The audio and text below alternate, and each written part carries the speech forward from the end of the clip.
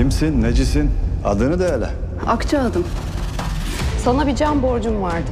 Ödemiş oldum. Hazreti Ali'nin yüreği, Hazreti Hamza'nın bileği, Hazreti Ömer'in kuvveti sizlere rehber olsun. Hak, muininiz olsun. Bu hadsiz Türk'ün değersiz kellesi benim. Atınız eşkin, pusatınız keskin olsun. Kalleşçe öldürdüğünüz her Türk'ün intikamı misliyle alınacak.